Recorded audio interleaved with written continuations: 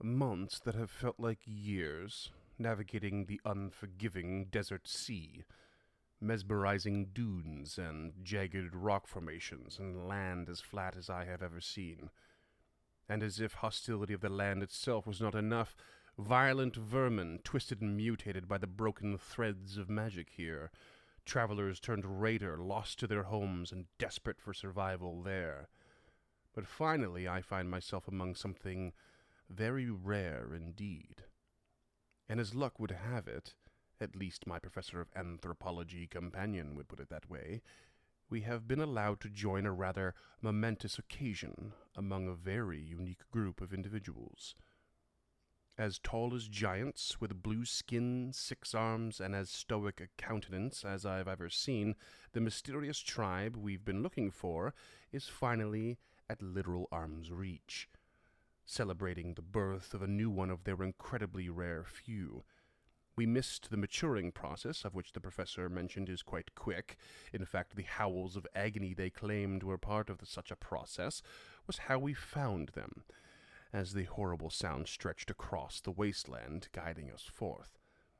The professor is enthusiastically scribbling every detail they can muster throughout every bit of this event, but my stomach churns at the sight of what I just saw was added to a stew I fear I may be expected to eat. And while most are occupied, my crew and I have played it casual.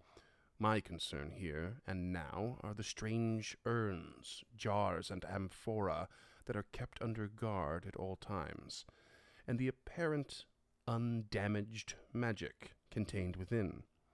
What these primitive beings seem to believe is that they can mend the damage done to the wastes. It's hard not to roll one's eyes at the futility of the thought, though I may not believe such a silly thing. I've a job to do. My employer thinks it's a threat, and I'll be damned if this horrible trek was a waste of time. The crew is set up, in position, and all side eyes are on the destruction of those vessels of superstition. I best give the signal before they start pouring bowls of that stew.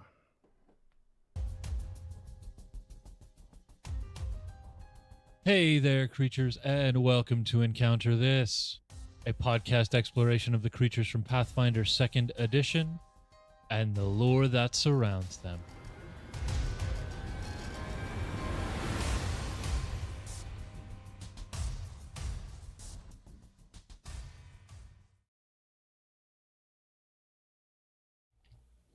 Hello there, creatures, and welcome to another episode of Encounter This.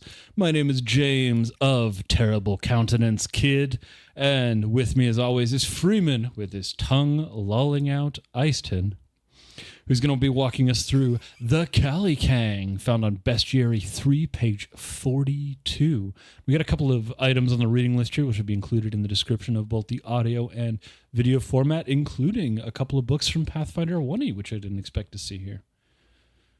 Indubitably. Explain yourself, Freeman. I would happily do so. This creature was like the Dwemer cat, a bit of a random get and grab for me, but turned out to be pretty fun. I feel like I'm having a good track record so far with some fun creatures that I don't expect. So the Calikang, Calikang? I don't know how to say it either. But I will quickly throw out that we are going to be looking at some more Hindu lore and mythology with this creature. And it's reasonably obvious when I start with the very first descriptor. It is giant, blue-skinned, and 6-armed. Six arms? Six arms, yeah. Let's bring it to the image, because that doesn't look like 6 to me. You're wrong. There's 4 on each side, and then there's 2 folded in the center. Oh, they are folded in the center. Okay. Yeah. I love this artwork. It is sort of just crisp and clean and smooth and fun. It almost doesn't look intimidating, but it should. This creature's pretty damn cool. It's about 14 feet tall, weighs about 4,000 pounds. That's 1,814 kilograms. And they reach adulthood in the span of a week, which involves painful moltings in which only half the children survive. For our audio listeners, it is this very imposing Goliath with like 6 arms, but it's also wearing these like gilded bracers on 4 arms on each side, and it's almost dressed like a gladiator. Like it's got these huge greaves with built-in knee pads, and a mask that is reminiscent simultaneously both of the movie Man in the Iron Mask and an Iron Maiden. Not the band Iron Maiden, but like an actual Iron Maiden. That's like so true. That is very apt. But everything's in gold. Like all the armor's in gold. It's all gold. And it's got this like Green Ranger style plate on its chest. Yeah. Like they're not quite shoulder pads. But that appears to be made of jade as well. All the ornamentation appears to be green, so I'm assuming it's jade based on the culture that it comes from. Yeah. It is reasonably imposing, and it's holding a few blades in hand. So let me tell you about the crazy Calikang. The birth of a new Calikang is and presumed survival into adulthood, of course, is cause for celebration amongst their kind. And they have a great feast that involves the consumption of the new Calikang's moltings and bones that they discarded upon their upon reaching adulthood. So that's a bit gruesome. I love it. By the way, I've combined 2e and 1e lore for all this. I haven't separated them. The 2e stuff was nice, but it wasn't in full detail, and that's because the 1e stuff, the books that we do have, we see them in an AP book, and we see them in a campaign setting in 1e. So far, 2e not present in anything beyond just the bestiary. So there's some really cool stuff in here. Their physiology has the unique ability to absorb and manipulate electrical energy. And they can also blast energy rays from their eyes and mouth should they see fit. And they live up to about 200 years, but can extend this through a self-induced suspended animation in which they do not eat, drink, breathe, and they do not age, but remain fully aware. So the legend goes that there was a minor god of the 1,000 gods of Vudra named Vinishvaki, god of guardians and protector of celestial treasure. This god failed to prevent an Asura raid. So Asuras are sort of the opposites of Devas. They're like this evil version of a Deva. So you're kind of getting into like, angels versus demons kind of approach here. Fallen angels, I think, is probably the closest. Yeah. So Asuras are fiends specifically. And they're lawful fiends that are physical manifestations of divine accidents. So they're pretty gnarly. So basically, this god failed to prevent an Asura raid of some kind, and when he failed, he cut off the 6 fingers of his own hand and let them fall down to Galarian. And Calikangs are what crawled from the craters that were left behind of these falling fingers. Now, because of the longevity that they have, they most often serve as guardians for like ancient tombs and treasures and that sort of thing. And they are a prime choice over most of their options, as most living guardians will likely perish much sooner, or mechanical guardians will fall into disrepair, where these creatures can just kind of self-preserve and live on. And it really helps that they Don't mind have me, a my camera's out very of focus. Yeah, it's are you telling me to stop? No, just trying to make sure I'm not blurry as all get out. Stop right there. Thank you very much. What really helps the Calikangs in this to be guardians, these particular scenarios, is that they naturally feel a very strong and innate need to protect and guard something. Part of their nature. And this stems from the Calikangs feeling an innate sense of shame for Vinishvaki's failing and expect themselves and others of their kind to atone for it by taking up roles as guardians. So they feel their creator's shame and want to recover that. I immediately, everything about these creatures, from the imagery to the lore we've gotten, has put a very specific pop culture reference in my head, and I'm excited to see if you brought it. Okay, I probably didn't. I would be kind of surprised if you did, because it is not like. Okay. It is one of those references that's probably just specific to me, like Monster Rancher from last episode, or like most of them. like most of them. Yeah. Hey, there's a beauty to all of the things that are specifically to you, and it means that everyone around you is learning something new. I mean, that's the whole reason we do this show, is so I can talk about nerdy shit and teach people about it. Random shit. So with these roles in mind, they, and their innate nature, for lack of a better phrase, they perform these tasks quite willingly to a degree. Though each Calikang does expect only to serve about 100 years as a guardian.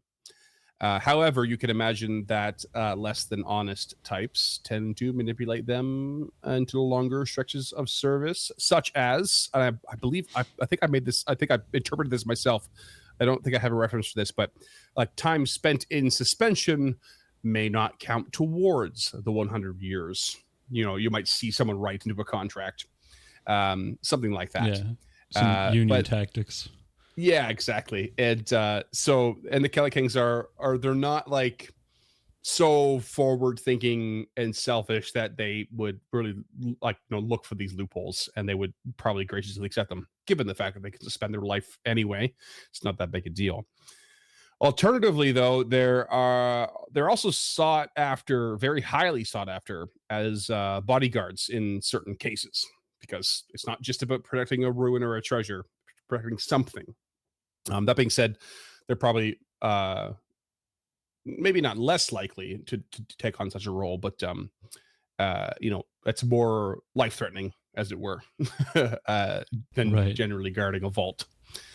However, they actually also, on top of this, prefer a solitary lifestyle. So that might lead them away from being a bodyguard in a way. But there are groupings of societies. They're just extremely rare. But when they do exist, they tend to live in temperate and tropical areas of the world, especially Vudra. Vudra being, I'm reasonably sure, the Galarian-inspired, like India and South Asia kind of area of the world. I don't know. I don't know for sure. Yeah, in India's more like Kadira. Okay, sure. Yeah. Like Northern Africa, India, like that seems, as far as I can tell, not being from either of those cultures or having a deep Galarian roots. I think those are more Kadiran, whereas Vudra is more like Cambodia, like Qatar, Southeast Asian, and that kind of like sure, less Middle East. Yeah. Okay. That makes sense. I mean, and we know that, like, we've already covered to some degree that, like, how some of those traditions and philosophies and religions, like, they cross over hard, like Indian stuff in China, is so common, right? And vice versa. Yeah. Well, and the pop culture reference I'm thinking of is actually a Hindu culture from a temple in Cambodia. So. Oh, okay. All right. Still don't think I covered it because I don't know what you're talking about. I would be very surprised if you did. Okay. Again, it's kind of a deep cut, but it won't be as soon as I say it. I'm sure it's kind of like a throwaway scene. All right.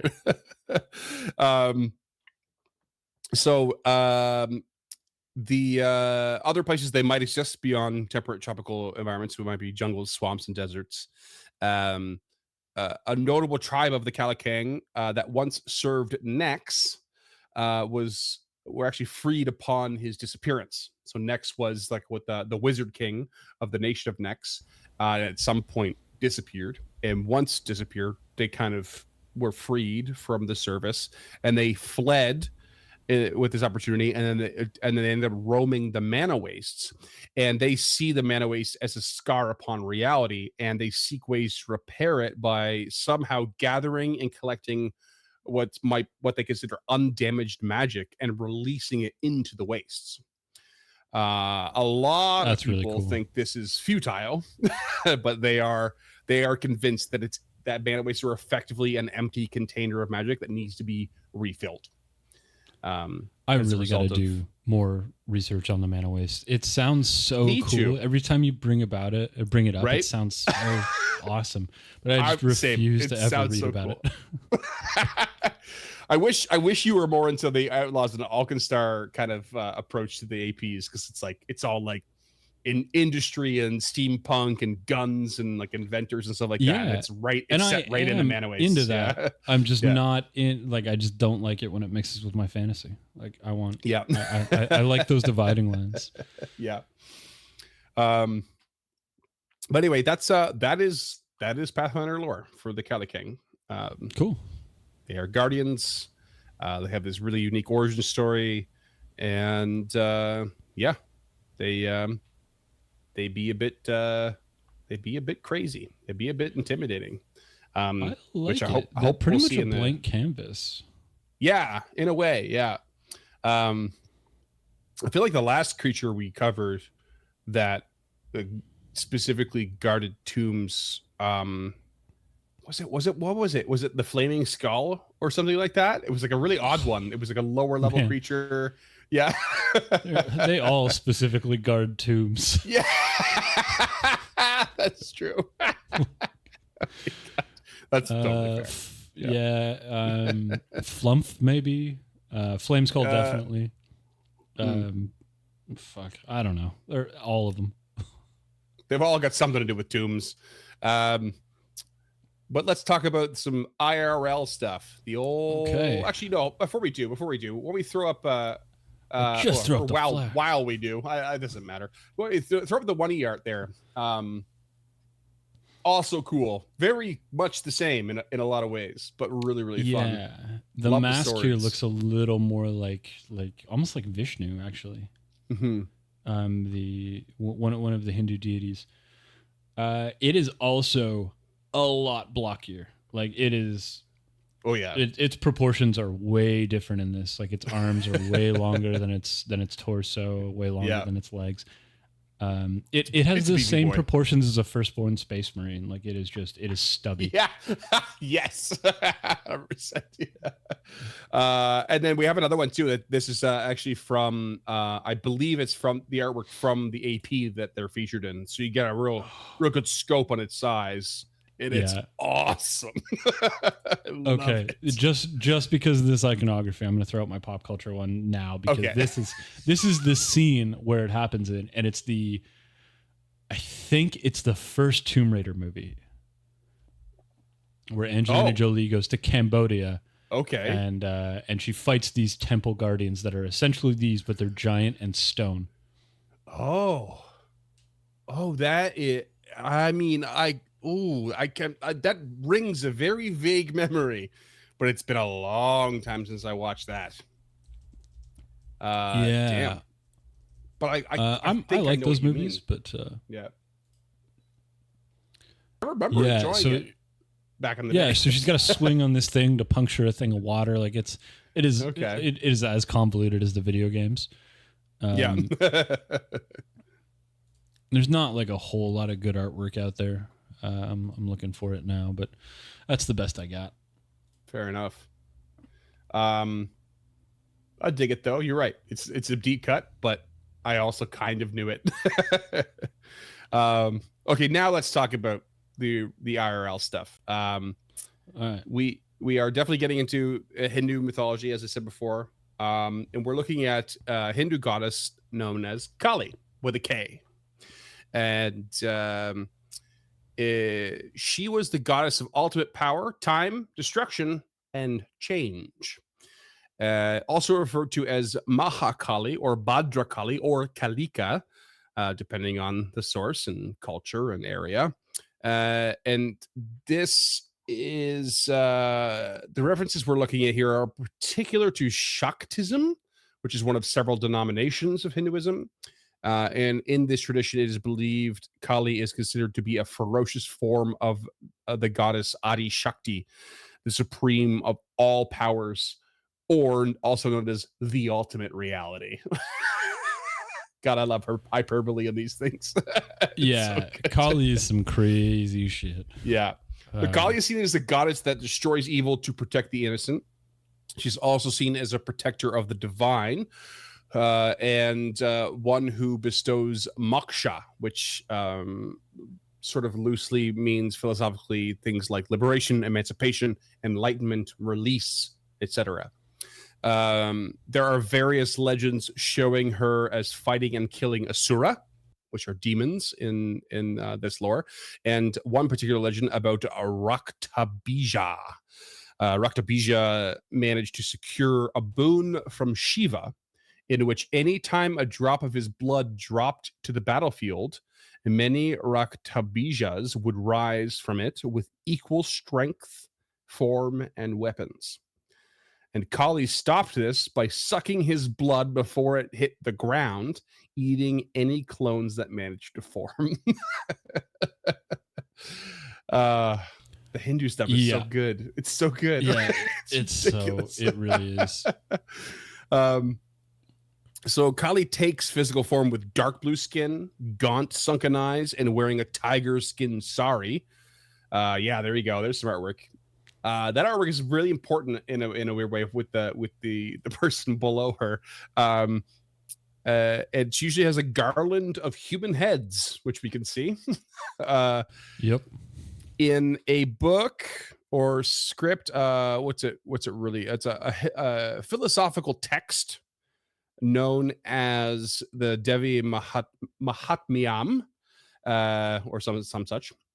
I have a little excerpt to read here, which is great. It's actually pretty close. Okay.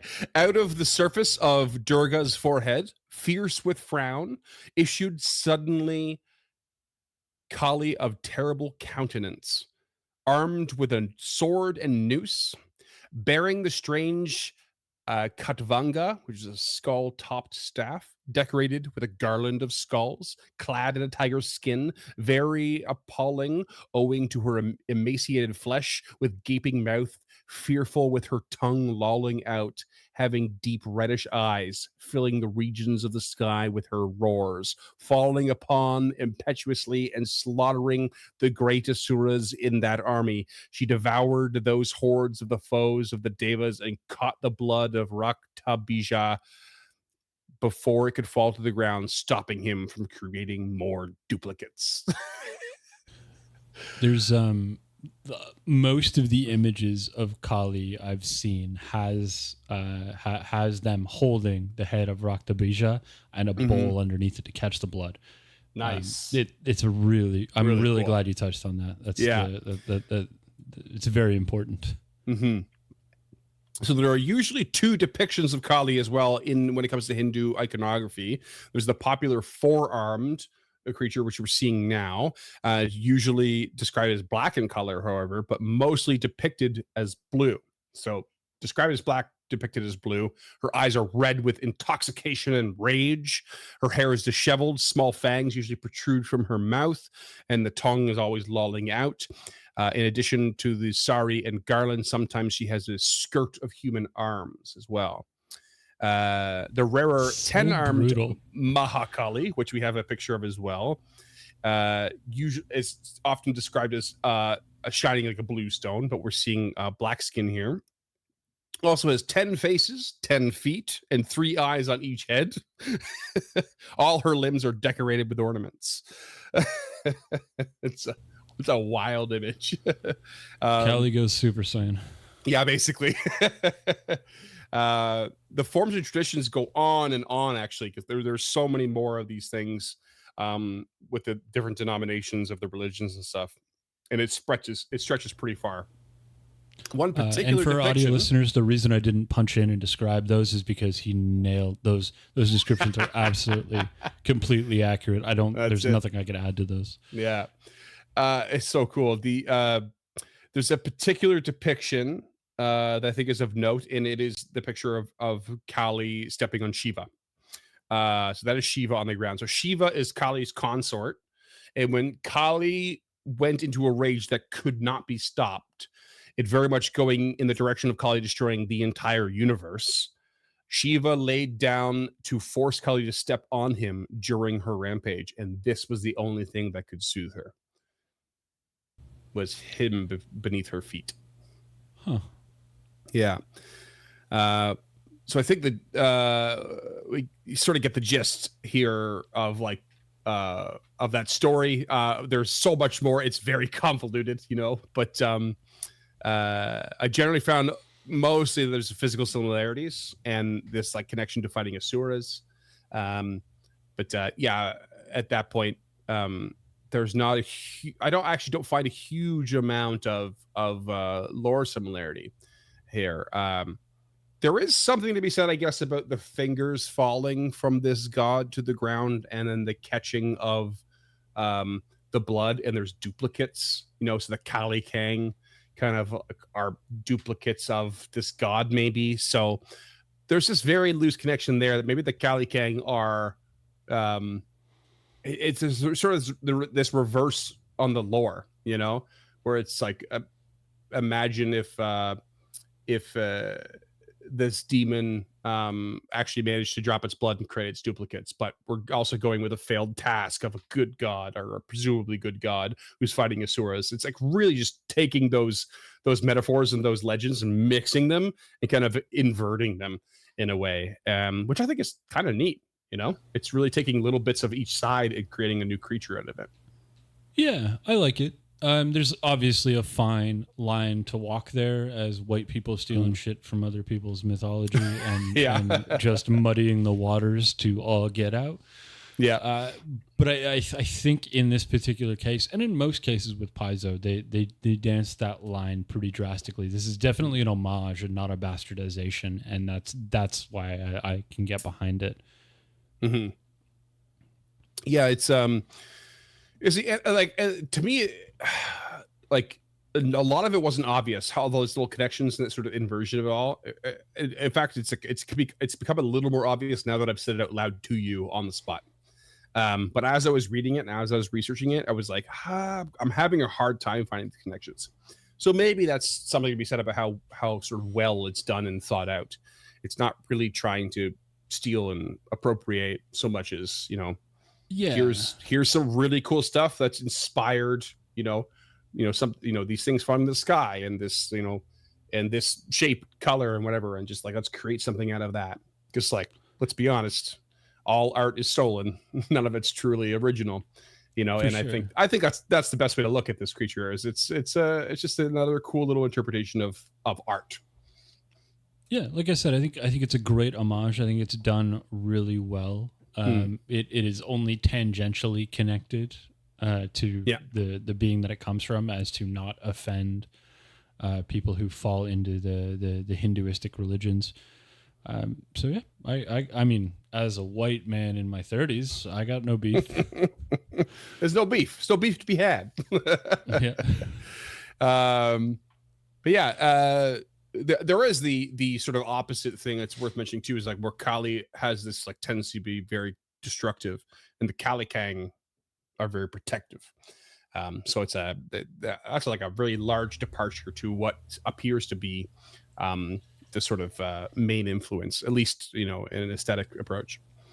I would be inclined to disagree with you there. Mm-hmm. I think that's probably where they're most similar, is protection through destruction. As far as I know, Kali isn't like just a raging force on the battlefield. Sure, this is just hulking out at some point. I mean, she is described as a defender of the innocent and the divine, and there was that, you know. So, and the Calikang have a tendency towards, or at least the god that was supposed to have cut his fingers off would effectively protect divine treasures. So yeah, you're not terribly wrong there. Yeah. I mean, but still wrong. I like it. No, I'm kidding. Okay. All right. Now Freeman's going to tell us about Kali Linux. Now let's talk about mechanics, because I think this creature's pretty cool. Way more interesting than Kali Linux, I assure you. I don't even know what that is. It's like the intro to hacking Linux. Like it's just Debian with a bunch of like tools Linux, like the OS. Oh yeah, it's right over my head. Yeah. So let's talk about the mechanics. I have a quick note before we do. In fact, for anyone who might be looking at Archives of Nethys to follow on this creature, there are actually 2 listings, because they did a slight change on it. The original listing comes from an AP. It's the Age of Ashes AP. It was the first 2e adventure path, but there is an updated version because they re-released the creature in the Bestiary 3. The only differences I found were that they actually gave it a small increase to its perception, and they rolled 2 different abilities they have into like one. So instead of having 2 separate entries, they had one that's just a bigger paragraph now. And there were specifically smaller changes, specifically in like the pronoun area. So they stopped calling it its and they started referring to it as they and them. Which actually just like they just sort of shortened a lot of the wording and stuff. But I mean, I combed through it for whatever reason. But if you're on Archives of Nethys, if you're on the old one, it'll have a little link that just says there's a newer version of this creature. You just click that. Okay. And which one are we linking to? The newer version from the Bestiary 3? Yes. Okay. Yes, we are. This creature is level 12. We're looking at an AC of 31, HP of 235. Large in size, which I mean, thought they'd be bigger than that. I thought they were bordering on huge for some reason. I've gone through this so many times. 14 is like a good number in my head because I've said before many times I really have a really hard time eyeing measurements. I couldn't tell you how far it is to the other side of my room. Like I have no idea. I can't even guess. But like a telephone pole from the ground up is about 14 feet tall on average, and that is the height of the average giant in these games. So I try to use that as a metric in my head. They are currently aligned at a lawful neutral, and they are considered humanoid, which makes them a society check for recall knowledge at a 32, on specific and specific lores being 30 and 27 respectively. Their perception was 20. It is now 22. Not sure why the change, but there it is. They do have a land speed of 35 feet, so they move in pretty quick. And they do speak Common and Jotun, which makes them pretty directly related to giants in that sense. Yeah. It's the one thing that I thought was a bit odd. I'm not sure what other language would suit it better given its sort of origins in parts of the world, but maybe there is one, maybe there isn't. I'm not sure. I don't know if the Varna have a language, but that would be the only thing that would come even close to that in my mind. Sure. They do have dark vision, and they also have true seeing, which is pretty powerful. They're pretty low in intelligence, -2 in that regard, which is a bit tough. Which is probably why they're easily duped by contractors. Beastly strength at 7, Dex is 4, Con is 5, Wisdom is 2, Charisma is 4. So they're pretty well rounded, other than their sort of level of intellect. Big old boost to athletics at 25 and a 24 in intimidation, but that's all we get for boosted up skills. Kind of fits the role they're occupying though. And they fortitude saves at 23, reflex at 22, will is 20. And as far as damage resistances and all that goes, they simply have immunity to electricity. And they do get that pesky +1 to all saves versus magic, which is sometimes a little hard to track, but it's helpful. And this is one of those creatures it's going to have equipment. It's wielding swords. So should you defeat one, you will find yourself with 2 × 2 +1 striking long swords. Unless, of course, large size, I'm guessing. Yeah. Yeah. Which we just have struggled with a little bit. Yeah. So I actually have a question about that in 2e. Yeah. I don't think it's the case, but since it's +1 striking, it's magical, right? Does it automatically resize? Yeah, I don't know. Yeah. I honestly don't know the answer. That was very much a thing in 1E. I'm Yeah. generally happy with it being the case to a degree in 2E. That being said, well, it just works differently because the +1 and the striking is a property rune. They're not magical runes, and that's why I've always been kind of confused by it. Yeah, I'm almost inclined to say that like the magic items that are considered like unique or specific is usually how they're worded. Those might have a tendency to resize, but the general ones where you have a mundane item that you're adding magic to, maybe not. But cool. I honestly couldn't say. Rules is written, right in. Phones are open for the that being said, when they be swinging that longsword, it's a +28 to hit. 2d8 plus 15 slashing. Of course, considered magical, 10-foot reach, and the longsword is versatile for piercing as well. So they be swinging and hitting pretty hard. They can also punch you. They have fist attack +25, 3d8 plus 13 bludgeoning. Going to be agile, which is nice for the old map, but still considered non-lethal, but still also a 10-foot reach. They have a breath weapon. That's interesting that the sword does more, or that the fist do more damage than the sword. Yeah, I mean, yeah, you're not wrong. 2d8 plus 15 versus 3d8 plus 13. Because as somebody who played a punch paladin, it was very difficult to get my damage anywhere near that of a weapon, much less more than a weapon. Yeah, there's maybe a slight trade-off in a way built in there. Like the higher damage one definitely has a lower map, but it has a lower chance to hit as well. It's a lower bonus to the attack.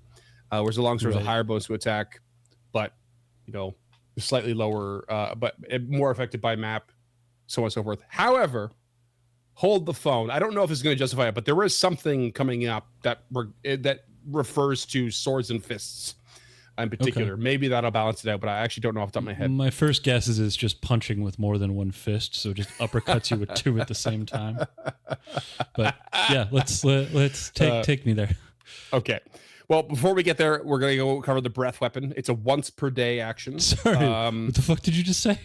Breath weapon. I did say it earlier. They have the ability to shoot energy from their eyes and their mouth. Okay. So that's what they're skinning as a breath weapon. Okay.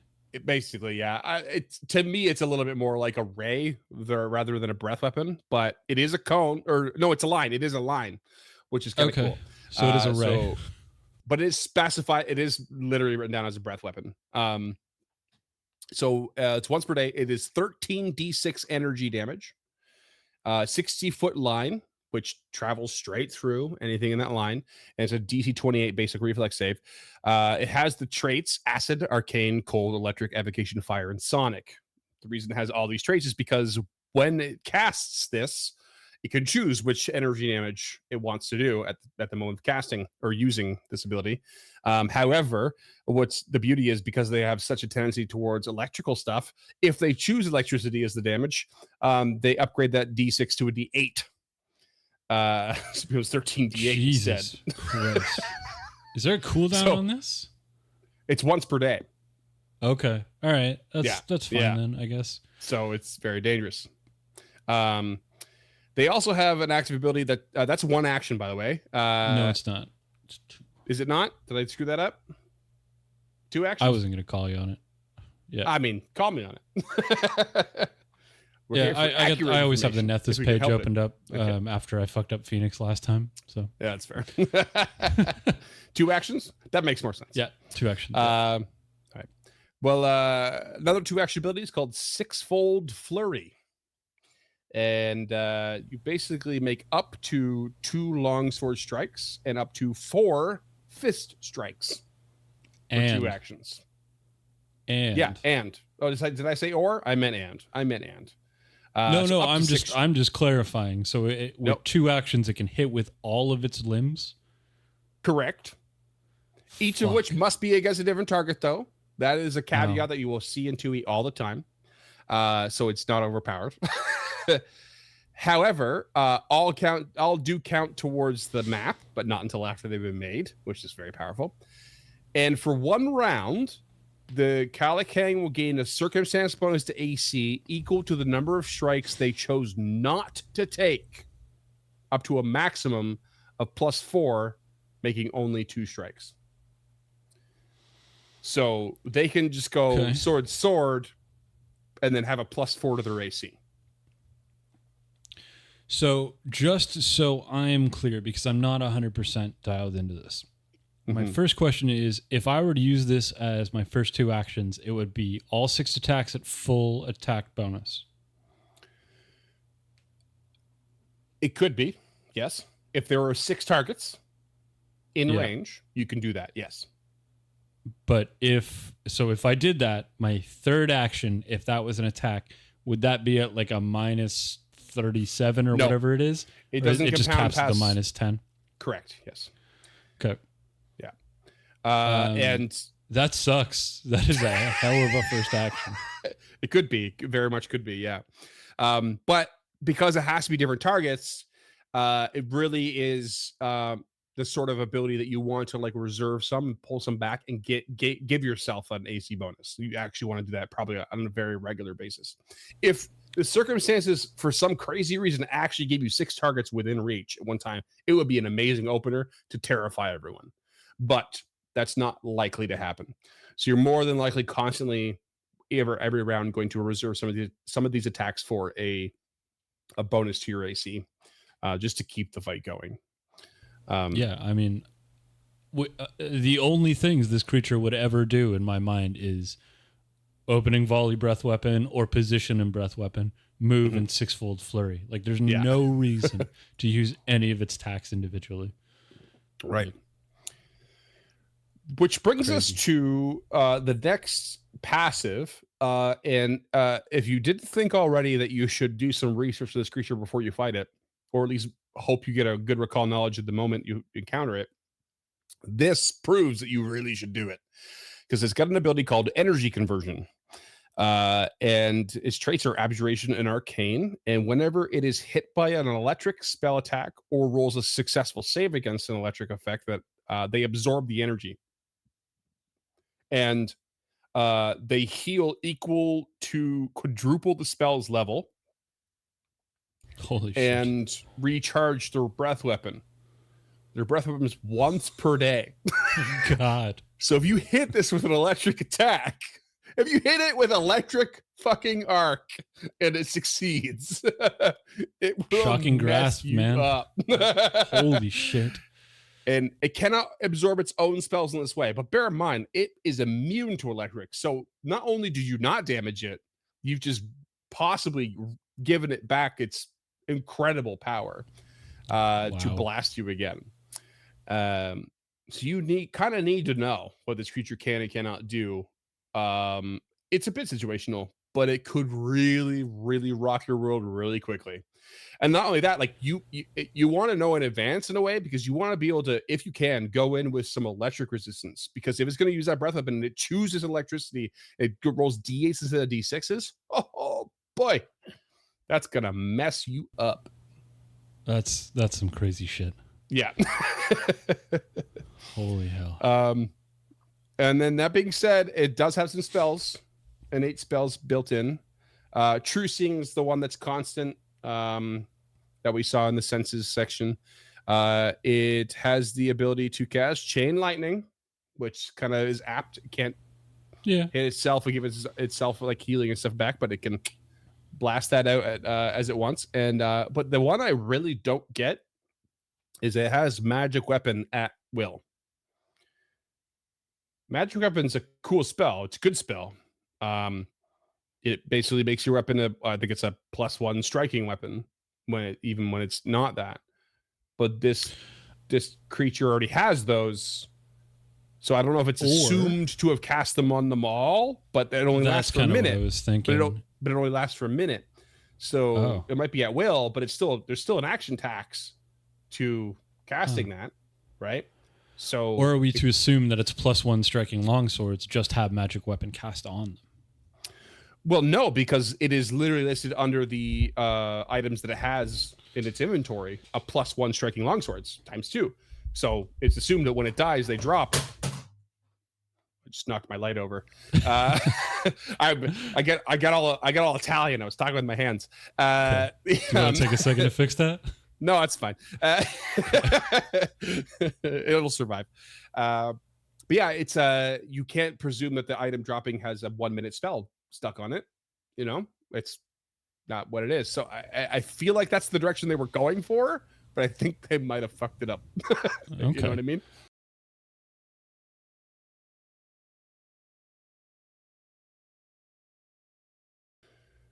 So yeah, magic weapon.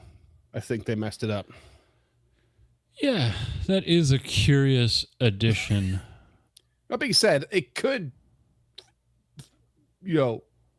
be casting it on an ally's weapon, given that it could be the bodyguard of someone, but I feel like I'm stretching it. Yeah, and it's just not like it's a good spell, but it's not really worth it, in my opinion, at that level. Like, no, it's not. It just doesn't quite add up. No. And the cost of a +1 striking weapon is so low that your party at least is going to have them at this level. Like, it's just, I don't know. Yeah. I wonder if it had something to do with the original AP they were featured in, the one you were talking about. Yeah, it was actually in Council of Thieves, which I don't know anything about. Not the one. Is that the 1E one? Yeah. Okay. Yeah, I don't know. I suppose they were in Age of Ashes too. I forgot about that. That's the one I was talking about, Age of Ashes. Yeah, I don't know. I actually don't know anything about their role on that. I didn't look it up. Kind of forgot. Okay. Yeah. That was the playtest, or was that the first AP that came out? That was the very first 2nd edition AP. Okay. Yeah. I don't have much on that. Just double checking, I can confirm that both the old and the new one both have the spell, so it hasn't been removed. It wasn't a mistake on my end. It's there. Level 1 at will. Weird. Yeah. So I mean, make an ally of it. It'll help you out, especially if you're at level 1. You make a friend of this level 12 creature. It's possible. It's totally possible. Yeah, of course. Yeah. Imagine that. Imagine that as like the intro to your campaign, where like you are lowly guards. Wait. Homebrew. Yeah. I keep forgetting timestamps, motherfucker. I keep forgetting about them too. But it really, really does help with the timestamps. I'm sure it does. Yeah, no doubt.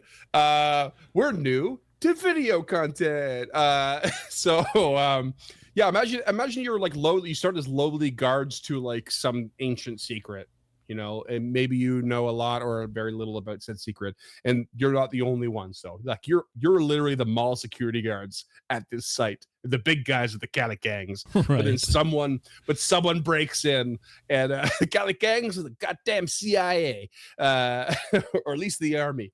And but someone tries to break in, and they almost get there, and you're sent as the drones to go investigate, and then you'd slowly like spirals out. You're like, okay, what, who was this? How do we do it? Like, we got to explore this and figure out the conspiracy behind trying to get to our big ancient secret that we're beholden to protect.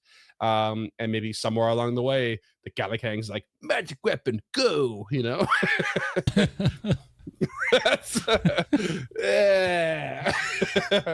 Hey, look, they've escaped into that small tunnel. I can't fit in because I'm too large. Magic weapon, go get them. Yeah, I guess.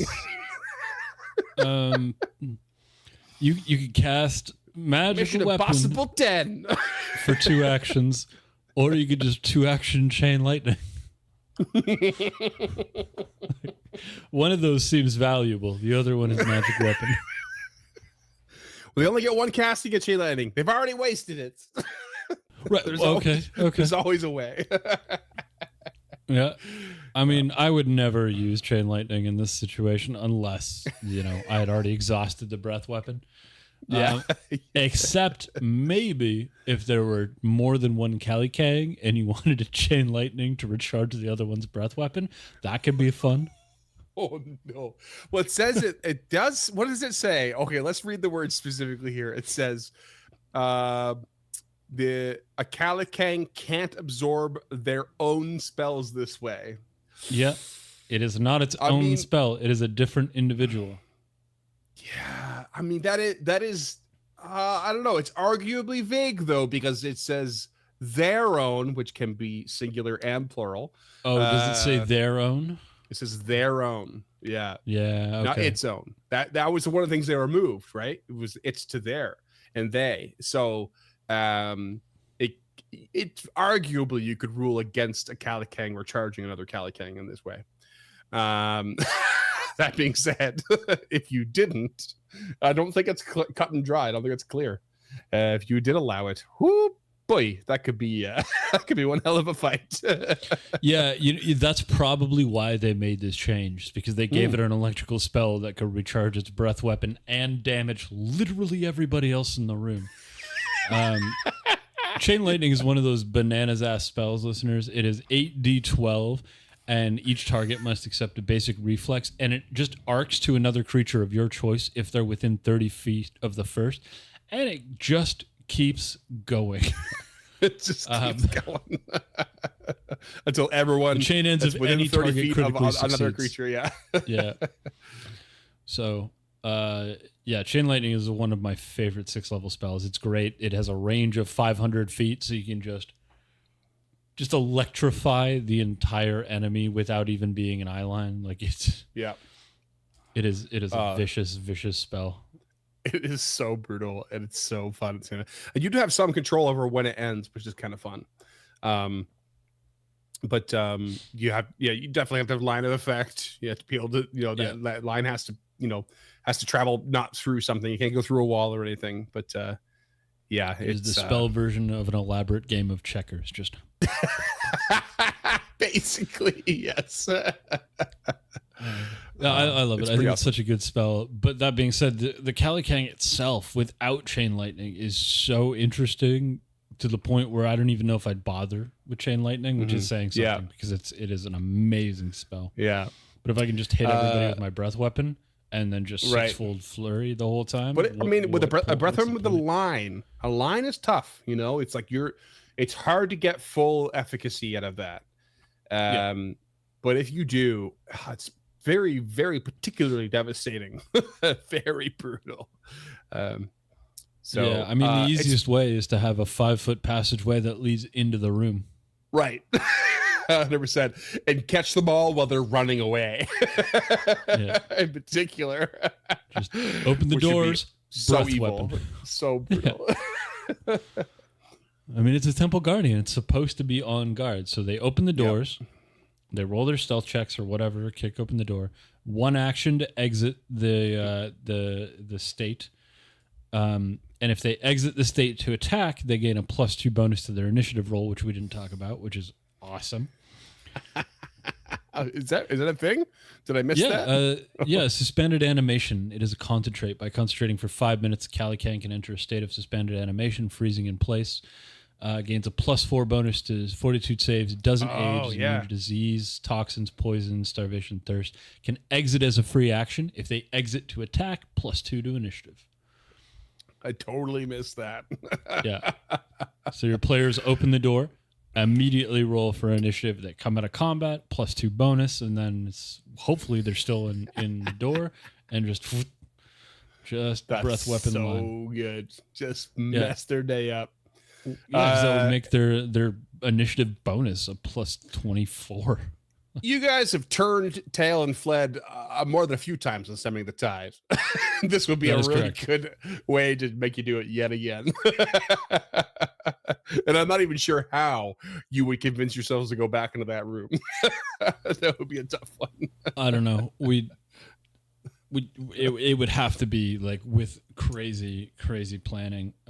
There's one creature that we fought to date that I don't want to spoil, but We just haven't even considered going back. Like it ruined us so bad that we just haven't even thought about going. We as players off mic haven't even discussed it. It worked us so badly. Yep. And it wasn't even, not according to the Paizo calculations of encounter difficulty, it was not technically a difficult fight, but but the right circumstances make for the worst scenario. Yeah, just a myriad of bad rolls. Like it just.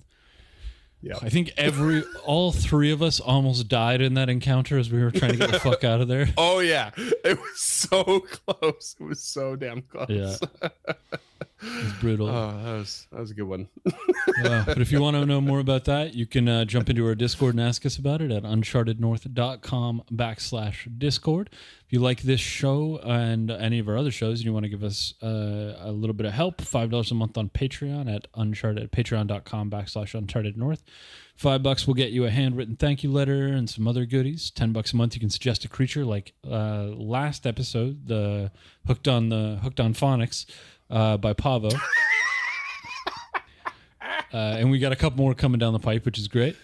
If you like our logo, the Critty, or even the Uncharted Compass, you can find gear with all of our stuff on it at unchartednorth.com/shop. If you want to find the show notes that we used to make these episodes, including a bunch of links to our reading list, as well as some other things, you can find that all on encounterthis.ca, which will just direct you to our Uncharted North website.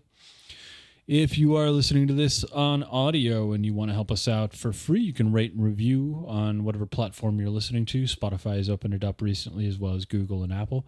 If you are watching the video version, like and subscribe. That all really helps, even if it's just a like. I know for whatever reason subscribers are trepidatious, but even if you could just throw a like, that really, you would not believe how much that helps with our analytics. It is. I've been learning about it lately. Like spent so much time learning about YouTube analytics, and it is crazy. So thank you so much for listening, and thank you for making it to the end of the episode. And if there's anything you'd like to see us do differently or change, leave a comment on the YouTube episode below, and let us know what's up. We appreciate you stopping by. It's been great, and thanks. I guess you've effectively said at me, right? You basically just said that. Yeah. Okay. Just making sure we're on the same page. You're in charge of YouTube comments, though. I am. Oh shit. How do I log in? You are a social media officer. Somebody else. I don't do social media. I post and fuck. It's true. Yeah. All right. Thanks, listeners. We will see you again in 2 weeks for whatever episode that happens to be. The only thing we know for sure at this moment is that it will definitely be on a Thursday, and it will 100% be episode 107. Until next time, creatures, thanks, as always, for listening to Encounter This.